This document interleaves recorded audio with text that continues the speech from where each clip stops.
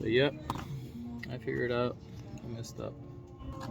I was using this to put in the main seal, but this one would even go in, push it in too far, which this one doesn't do that. It just stops right there, flash. That's why they give you, I will remove it.